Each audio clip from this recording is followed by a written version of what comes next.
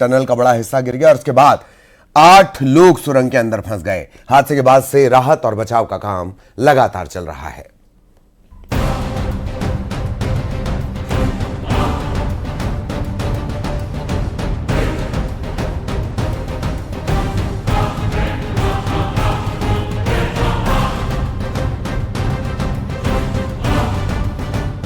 करीब 1.25 साल पहले उत्तराखंड में सिलक्यारा टनल हादसा आपको याद होगा। या 40 से ज्यादा श्रमिक फंस गए थे। वहीं अब तेलंगाना से भी ऐसा ही हादसा सामने आया है। नागर कुरनूल इलाके में सुरंग धंस गई, जिसके बाद 8 लोग सुरंग के अंदर ही फंसे रह गए। हादसे के बाद हड़कंप मच गया। कई श्रमिक किसी तरह अपनी जान बचाने में कामयाब हुए। शनिवार को Shri Shailam left bank canal सुरंग परियोजना का एक हिस्सा ढह गया। टनल का करीब 3 मीटर का हिस्सा गिर गया। हादसे के बाद एनडीआरएफ की टीम मौके पर पहुंची, जिसके बाद से रेस्क्यू ऑपरेशन चलाया गया। टनल में फंसे लोगों को निकालने के लिए आर्मी से भी मदद ली गई है, जिसके बाद इंजीनियर टास्क फोर्स के जवानों को भी बचाव अभियान में तैनात किया गया। हादसे के वक्त कुछ श्रमिक ऐन मौके पर बाहर आ गए। उन्होंने आप बीती सुनाई। हम लोग जब बुलर के पास गए, बुलर से हवा लिए, हवा लेके जाने के वक्त पानी बढ़ा। पानी बढ़ने के बाद मोल गिरने चालू हो गया। उसके बाद हम लोग देख करके पीछे भागने लगे। भागते भागते हम लोग आ रहे हैं। उस टाइम से मतलब आगे वाला आदमी पीछे रुक गया और हम लोग तो निकल गए। और जो निकलने के बाद भी पानी बहा के 2-3 लेबर को ढो के पीछे निकाल दिया। मैं लगभग PS2 तक पंप के पास वहाँ स्टॉप हो गया, मतलब रुक गया वहाँ पे।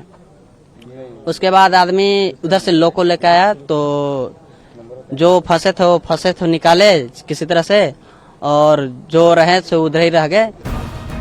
यह हादसा उस वक्त हुआ जब टनल निर्माण कंपनी की टीम निर्माण कार्य का जायजा लेने के लिए सुरंग के अंदर गई थी। सुरंग के एंट्री पॉइंट से 13 किलोमीटर अंदर ये हादसा हुआ। उस समय करीब 50 कर्मचारी काम कर रहे थे। फंसे लोगों में 2 इंजीनियर, 2 मशीन ऑपरेटर और 4 श्रमिक बताए जा रहे हैं। 4 झारखंड, 2 उत्तर प्रदेश, 1 जम्मू कश्मीर और 1 पंजाब का रहने वाला है। हम लोग को वहाँ कल फोन आया, सुरंग में फंसे हुए हैं 6 से 8 मजदूर।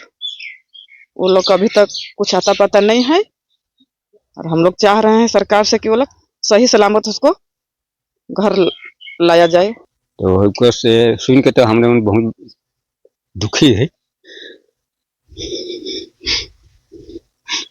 और भगवान से है दुआ करती थी उससे ही सलामत आएगी, और भगवान से प्रार्थना है। प्रधानमंत्री मोदी ने हादसे को लेकर तेलंगाना के मुख्यमंत्री रेवंत रेड्डी से बात की और उन्हें हर संभव मदद देने का भरोसा दिया। सीएम रेवंत रेड्डी ने हादसे को लेकर रिव्यू मीटिंग की और टनल में फंसे मजदूरों को निकालने के लिए सभी जरूरी कदम उठाने के निर्देश दिए। Bureau report, news 18। काला सोना कही जाने वाली अफीम की खेती की सुरक्षा और जानवरों से बचाव के लिए किसानों को दिन रात खेतों पर रहकर रखवाली करनी पड़ती है। ऐसे में भीलवाड़ा के किसान ने आधुनिक टेक्नोलॉजी का फायदा उठाते हुए ऐसा किया कि अब खेत से दूर रहकर भी वो निगरानी कर सकता है। भीलवाड़ा जिले के सवाईपुर क्षेत्र के सोपुरा, बड़ला, बनकाखेड़ा, सालरिया, डसाड़िया का खेड़ा गांव काला सोना कहे जाने वाली अफीम के उत्पादक क्षेत्र होकर बड़े पैमाने पर यहाँ बुआई होती है। इन दिनों अफीम की खेती चरम पर है और जल्द ही इन पर चीरा लगाने का काम शुरू किया जाएगा। इस अफीम की फसल को अपने बच्चों की तरह पालने वाले किसान दिन रात इनकी सुरक्षा को लेकर अब चिंतित रहते हैं। अफीम काश्तकार खेतों की सुरक्षा के लिए अपने सारे जरूरी काम छोड़कर खेतों में ही रहने को मजबूर हैं और पूरी रात आंखें खोलकर इनकी निगरानी में गुजर रही। इसके चलते सवाईपुर क्षेत्र के बड़ला गांव में रहने वाले एक किसान ने आधुनिक टेक्नोलॉजी का फायदा उठाते हुए अपने खेत पर सोलर पैनल लगवाए हैं और फिर खेत में सीसीटीवी लगवा दिए। अफीम खेत में सीसीटीवी कैमरे लगाने वाले किसान बद्रीलाल तेली ने कहा कि फसल वर्ष 2024-25 के लिए भारत सरकार की ओर से हमें अफीम उत्पादन के लिए पट्टा मिला।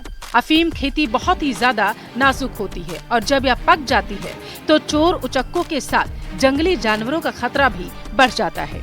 आधुनिक टेक्नोलॉजी से आज अफीम काश्तकार काफी